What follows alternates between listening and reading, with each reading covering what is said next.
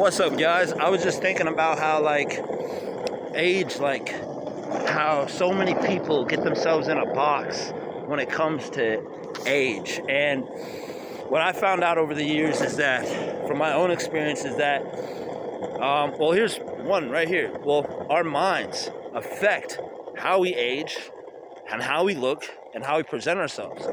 And the way I can prove that is the placebo effect. You could take a sugar pill, but the doctor could tell you this is going to be a painkiller or something like that, and it'll have the effects of what that would have, but only because you think that that's the case. So right there is the example that our minds have the ability to basically have an effect on the rest of our body. So what I've noticed, especially in society, for me personally, I like to say that I've lived for 29 years. I don't really like identifying with age like that. Then it can be weird, you don't like identifying with age, well, that's weird, so there's nobody, it's consciously you can see somebody who's young or who isn't.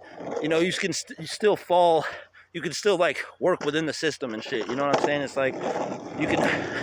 you don't have to be I don't identify with age, but just mentally with yourself. You don't really need to, because I notice so many people, especially when they hit their 30s or their 40s, especially culture now. We have a culture now when people hit their 30s, they're oh, I'm old, or this, that, and the third, or this always happens when you get older, and blah, blah, blah. And it's kind of traditional beliefs that people mentally, subconsciously absorb, and their body does accordingly, you know what I'm saying? And obviously too, life experience can age you. If you have kids and this, that, and the third, people that argue that. But I've also seen people that are in their 50s and 60s that have had kids and numerous amounts of kids, and they look younger than they're supposed to be. So there's a lot of excuses you can make as well. But the thing at the end of the day is I notice for myself, think youthfully, be and feel youthful. That kid inside of you is never really dead, because it's that childlike. I want to be childlike my whole entire life. You know what I'm saying? Because it's we have an idea of what it is to be an adult. Now, to me, that would just be being responsible for yourself, taking care of your responsibilities. You know what I mean? And that's something that we can all work on. I can work on.